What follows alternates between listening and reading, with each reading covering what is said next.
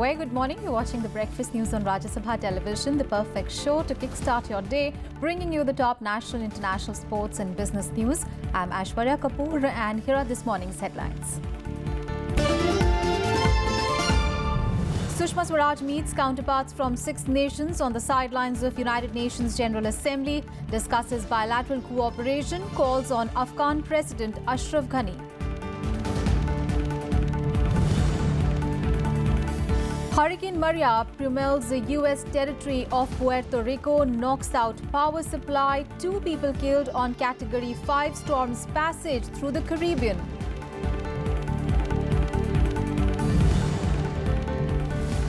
Rescuers look for survivors in Mexico after over 200 people are killed in the 7.1 magnitude earthquake, 40 people rescued. MES says all Indians are safe. Government will take additional measures to bolster economy, says the finance minister, gives no indication of any cut in excise duty on petrol and diesel.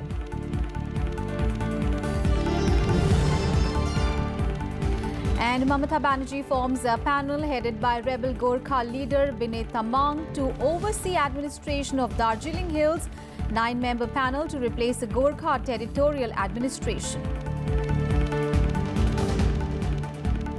First, our big story from New York, where Sushma Swaraj's third day of intense diplomatic engagements in New York at the UNGA saw several bilateral and multilateral meetings and events. She attended the SCO and the G4 ministerial meets, besides several bilateral meetings with her counterparts from Brazil, Indonesia, San Marino, Saudi Arabia and Maldives. She also called on Afghanistan President Ashraf Ghani to boost bilateral ties. It was yet another packed day for External Affairs Minister Sushma Swaraj in New York. Swaraj attended the G4 Foreign Ministers meeting at UNGA, reaffirming the need for early reform of the UN Security Council. India and Brazil are part of the G4 countries, apart from Japan and Germany, which are seeking permanent membership in a reformed UN Security Council. The External Affairs Minister also attended the Shanghai Cooperation Organization meet. Speaking at the SCO meet, Sushma Swaraj said that connectivity with SCO countries is India's priority. She said that priority-wise, we should have connectivity with SCO countries, and the second priority sector which she mentioned was terrorism. She condemned terrorism and wanted to strengthen cooperation within SCO framework. She also participated in the informal foreign ministerial meeting of CICA nations. Sushma Swaraj called on Afghan President Ashraf Ghani on the sidelines of the UN General Assembly session and discussed issues of mutual concern, situation in the region and bilateral ties. With Afghanistan, there were basically 2 distinct themes of discussion. One was on the recently agreed new development partnership. This was agreed during the visit of the Afghan Foreign Minister to India earlier this month. And the other aspect was on the peace and reconciliation process. Sushma Swaraj also held bilateral talks with San Marino Finance Minister Nicola Renzi on the sidelines of the UNGA. She also met with Brazil Foreign Minister Eloísio Nunes Ferreira to talk about strengthening strategic partnership between India and Brazil. Swaraj also held talks with her Saudi Arabian counterpart Adel Al Zubair in New York. Sushma Swaraj also held bilateral meetings with Moldova Deputy Prime Minister and Foreign Minister Andrei Galbor and her Indonesian counterpart. For the bilateral meetings, there were 3 broad themes. The focus was on expanding bilateral relations, especially in the economic and commercial area. The second was on the meeting of dialogue mechanisms at the earliest, and this came up for discussion during her meetings with different foreign ministers. And the third was her pitch for foreign direct investment under Make in India and other initiatives. During her week-long stay, Swaraj, leading a high-powered Indian delegation, is scheduled to hold about 20 bilateral and trilateral meetings with leaders attending the session. She will address the UNGA on 23rd September. Bureau Report, Rajya TV. More news from New York. A day after US threatened to totally destroy North Korea, Kim regime's nuclear program continues to be the most discussed issue at the 72nd session of the United Nations General Assembly. Now, the world leaders also expressed their views on other parts of Donald Trump's debut speech at the United Nations. The world body's annual session so far has been dominated by problems of terrorism, refugee crisis, nuclear weapons, and the UN's own performance in focus. Concern over North Korea's missile and nuclear program continues to be at the center stage of the ongoing 72nd session of the United Nations General Assembly. On Wednesday, Japanese Prime Minister Shinzo Abe, while appreciating US President Donald Trump's aggressive stance against the Kim regime in his speech a day before, declared that the time for dialogue with North Korea was over. Abe said that the world has already tried exhaustively to reach a negotiated settlement with North Korea. かつてなく重大です。眼前に差し迫ったものです。我々が続けてきた軍縮の努力を北朝鮮は一生に不相当。While his stand was backed by many other nations, others like Germany, Sweden and China expressed concern over Trump's bellicose tone and urged dialogue in tandem with sanctions. 所有的涉朝决议也都毫无例外地表明，各方应当致力于维护半岛的和平稳定，应当致力于通过政治外交手段和平解决半岛核问题及其他相关的问题。所以这一点呢，也应当得到国际社会所有有关各方平衡的严格的遵循。 Meanwhile, amid tensions over North Korea's nuclear missile tests, dozens of countries signed a treaty to ban nuclear weapons. However, the United States, Britain, France and others boycotted the event at the annual United Nations gathering of world leaders. The treaty on the prohibition of nuclear weapons will enter into force 90 days after 50 countries have ratified it. The Treaty on the Prohibition of Nuclear Weapons is the product of increasing concerns over the risk posed by the continued existence of nuclear weapons, including the catastrophic humanitarian and environmental consequences of their use. The treaty is an important step towards the universally held goal of a world free of nuclear weapons. Meanwhile, another nation expressing disdain over Tuesday's Trump speech was Iran, with President Hassan Rouhani hitting back at US President's criticism of his country and its 2015 nuclear deal. In his debut speech at the United Nations on Tuesday, President Trump had included Iran among a group of rogue regimes and described the nuclear deal as an embarrassment to the United States. من فکر نمی کنم آمریکا بخواد به این کار دست بزنه ولو اینکه در این زمینه شعار داده شعار میده و شعار خواهد داد ولی اگر تحت هر شرایطی آمریکا از این تعهد خارج بشه.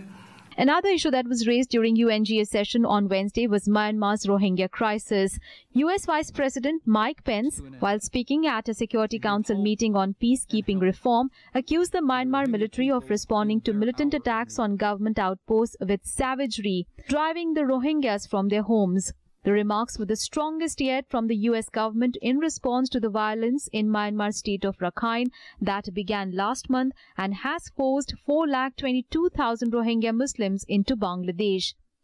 And while we welcome Suu Kyi's comments that returning refugees have nothing to fear, the United States renews our call on Burma's security forces to end their violence immediately and support diplomatic efforts for a long-term solution.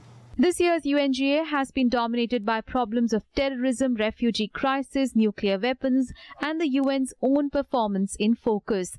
Various nations on Wednesday during the session also expressed solidarity with the people of Mexico after a strong earthquake there that killed more than 220 people. Bureau Report, Rajya TV. And world leaders have urged the United Nations to take a strong action against Myanmar to end the Rohingya crisis there. Now, Britain's Prime Minister Theresa May spoke at the 15-member UN Security Council on peacekeeping reforms. Bangladesh's Prime Minister Sheikh Hasina has issued a new call for Myanmar to take back the Rohingya Muslims who have fled since the violence there. The Council has also adopted a resolution that pushed for improved accountability, transparency and effectiveness, and to make peacekeepers more flexible. Meanwhile, Finance Minister Arun Jaitley has indicated that there would be no change in the government's stance towards Rohingyas. He added that the illegal migrants have to go back.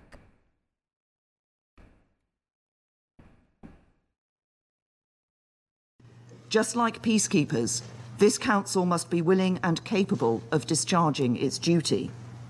Too often we are in deadlock and unable to act. Too often we cannot agree to give a strong message of condemnation when our resolutions are not implemented by states. सरकार स्पष्ट affidavit दे चुकी है और जो affidavit सरकार दे चुकी है वही सरकार का स्टैंड है।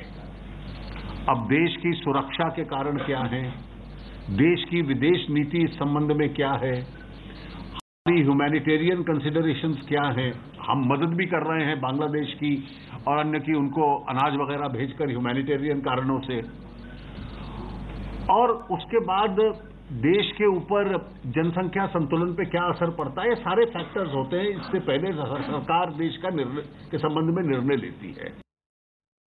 And global leaders criticized Myanmar State Councillor Aung San Suu Kyi for not addressing the allegations of ethnic cleansing in Rakhine State.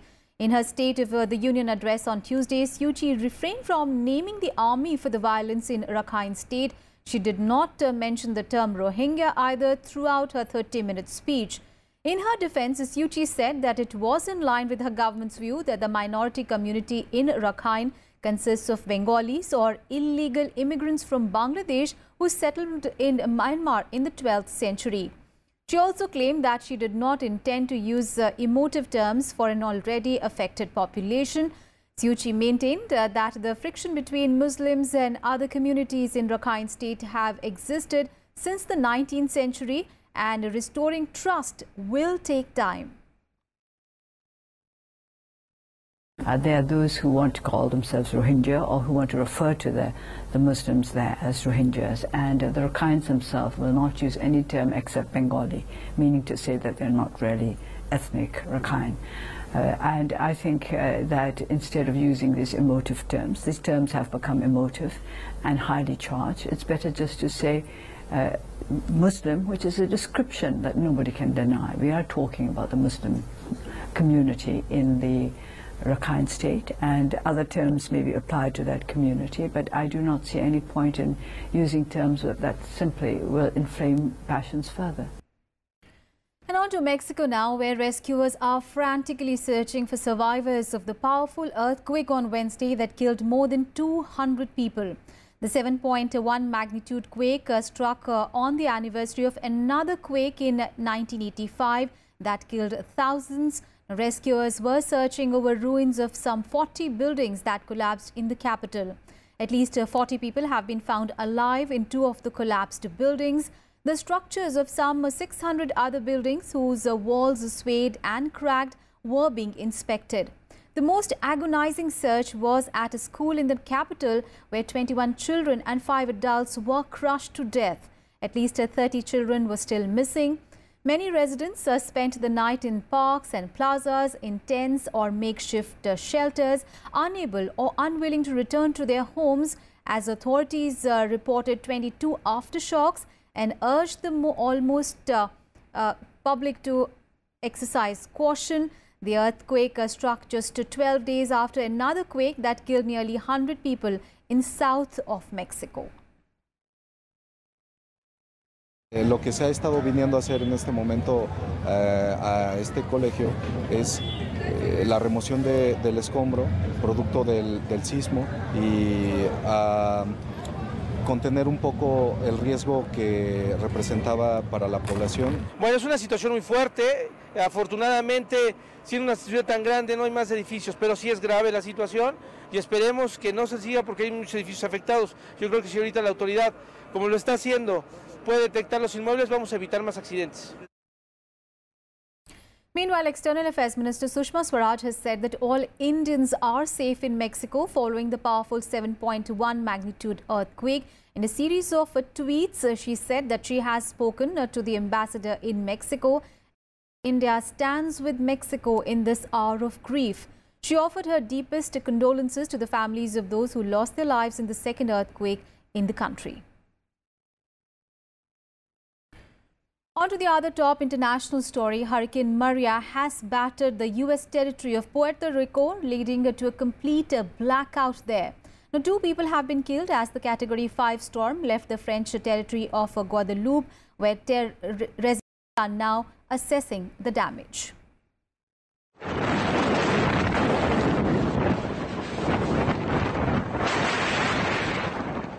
Puerto Rico in the eye of Hurricane Maria.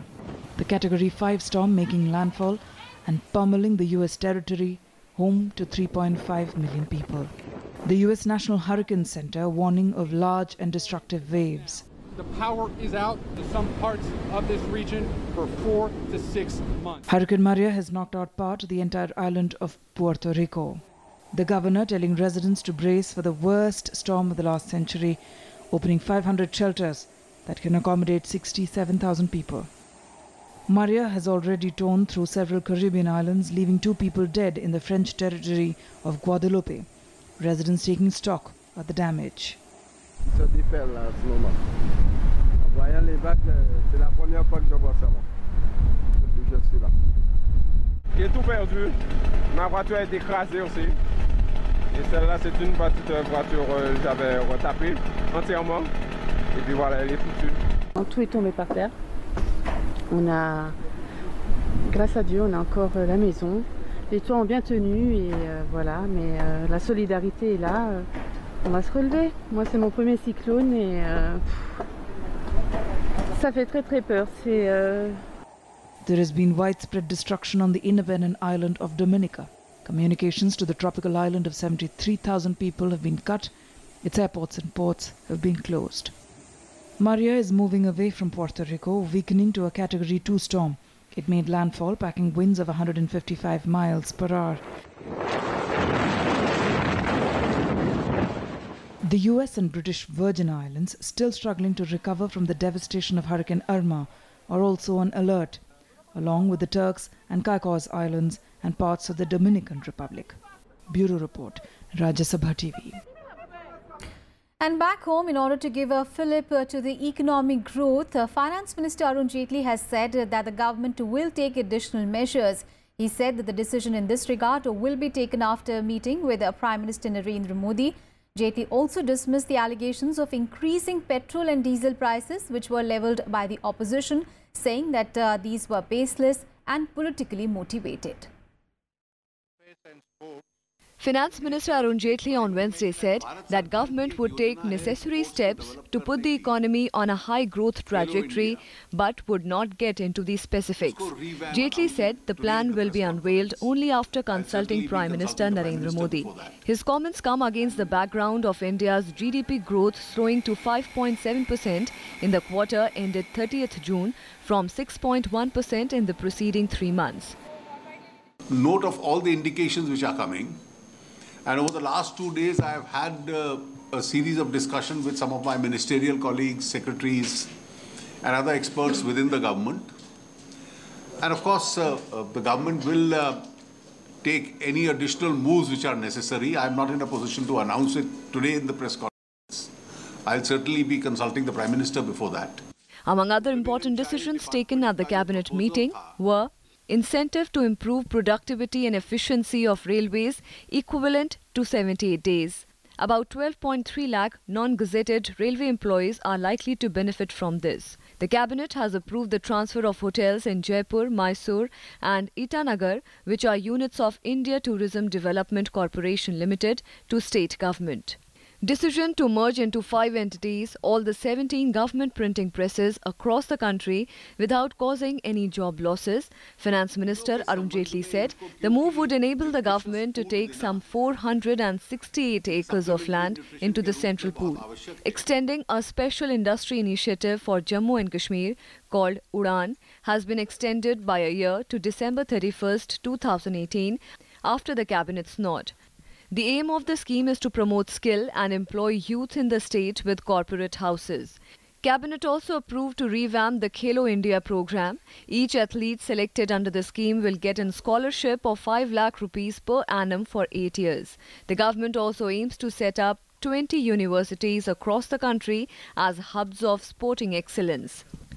Meanwhile, the finance minister provided no indication of any cut in excise duty on petrol and diesel to cushion the spike in rates, saying that government needed revenues to support public spending, without which the growth will suffer.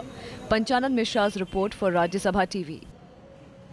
Let's get you some weather updates now. Heavy rains continue across Mumbai and Manipur, triggering traffic jams, waterlogging and forcing the residents to take shelter at safer places. At least 5 people have been killed in separate rain-related incidents in Maharashtra's Palghar district. While in Odisha, the state is likely to receive a very heavy rainfall due to the formation of a low-pressure area in the Bay of Bengal. Normal life in Mumbai was affected on Wednesday as incessant rains pounded the megapolis and its suburbs. At least 5 people have been killed in rain-related incidents in Palghar district. Hundreds of thousands of people travelling from and into the city remained helpless. The Met Department has predicted intermittent rain for the next 48 hours at few places. हमारा उम्मीद है कि अगले 24 hours में मुंबई में rainfall का intensity कम हो जाएगा. हम लोग अभी हेवी रेन एक्सपेक्ट नहीं कर रहे हैं, मगर इंटरमिटेंट रेन जारी रहेगा. स्काई क्लाउडी रहेगा और इंटरमिटेंट रेन जारी रहेगा. Flight operations at the Mumbai airport were badly hit as 108 flights were cancelled and another 51 diverted to nearby airports till this morning due to heavy rains and non-operation of main runway. Train services were also hit. In Odisha, heavy to very heavy rainfall, accompanied by strong gusty surface winds, is likely to pound the state today due to the formation of a low-pressure area over the northwest Bay of Bengal and adjoining coastal Odisha. The State Met Department has asked fishermen not to venture into the sea as the sea conditions would be very rough. While in Manipur, many places have been inundated due to incessant rains in the last few days. Vast acres of paddy fields at Nuangada along Imphal-Ukhrul Road on the National Highway 202 have been submerged. Many houses in the area have been flooded, forcing the residents to take shelter at safer places. Bureau Report, Rajya Sabha TV. And big story coming in from West Bengal, where the state government has formed a panel headed by a rebel Gorkha Jan Mukti Morcha leader Binay Thamang to oversee the administration of Darjeeling Hills. The move aims at capitalizing the division within the GJM. The panel will have a chairman, vice chairman and 6 other members. Anit Thapa has been appointed as the vice chairman of the panel. The newly constituted panel will replace the Gorkha Territorial Administration. The panel will oversee the development in the Hill district till the time the situation becomes normal for holding of elections to the GTA. Now, the move is a major blow to DGM chief Bimal Gurung, who has been spearheading the agitation for a separate Gorkhaland state for over 3 months now. এই 9 জনের একটা board of administrator তৈরি করে দেওয়া হলো যাতে আগামী দিন ভালো করে তারা জিটিএর কাজকর্মগুলো করে, কারণ উন্নয়নের কাজকর্মগুলো যাতে থেমে না থাকে, উন্নয়নের কাজকর্মগুলো যাতে কন্টিনিউ করে, এটা আজকেই নোটিফিকেশন হয়ে যাচ্ছে। সুতরাং ইমিডিয়েট দায়িত্ব গ্রহণ করে এনারা কাজ করতে পারবেন। Now news from the AIADMK camp. The Madras High Court on Wednesday said that Tamil Nadu Chief Minister E. Palanisamy cannot seek a trust vote in the Assembly before the court decides on the status of the 18 rebel AIADMK lawmakers. Remember, these 18 lawmakers were disqualified by the Assembly Speaker this week. Now, the directive comes as a relief for rebel lawmakers and the opposition that had accused the ruling AIADMK of manufacturing majority by disqualifying the dissenting MLAs. The Madras High Court on Wednesday extended its stay order on a floor test in Tamil Nadu Assembly till further directions. The court was hearing a petition filed by 18 AIADMK MLAs who moved court after Speaker P. Dhanpal disqualified them from the Assembly.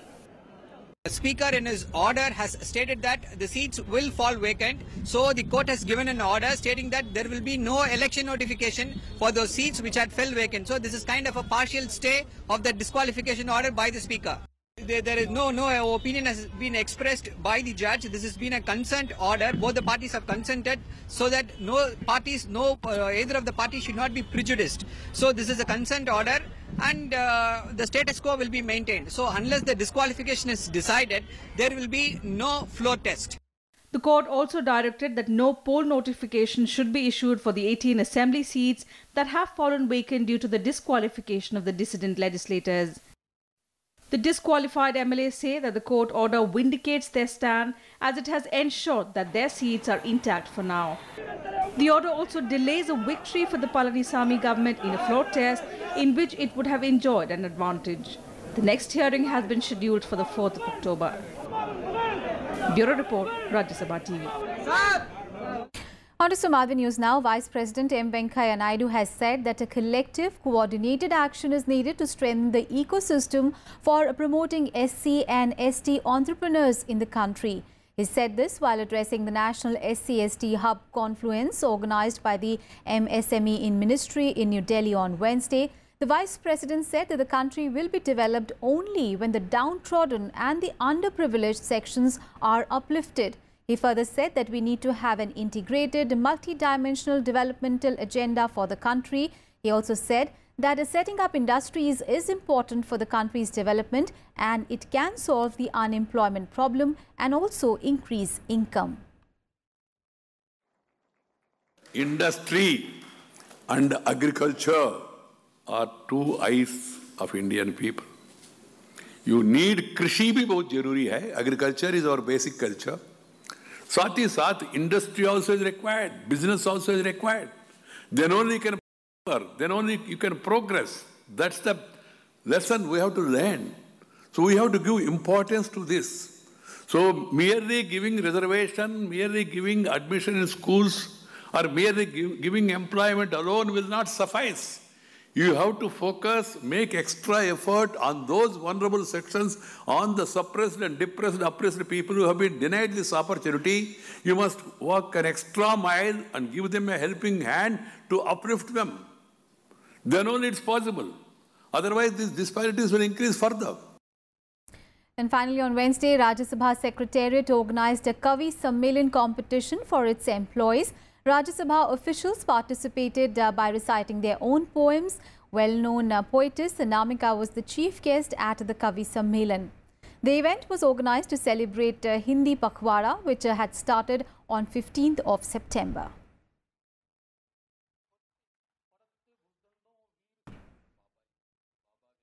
कविताओं का जो स्तर था वो बहुत उच्च कोटि का था. हमारे निर्णायक मंडल ने भी उनको काफ़ी सराहा और इससे ये पता लगता है कि लोगों में हिंदी के प्रति उत्साह है, उसको आगे बढ़ाना चाहते हैं और इन कार्यक्रमों का प्रयोजन भी यही है. That's it from me and my team in this edition of News. But news and updates continue on your channel. Thanks so much for watching.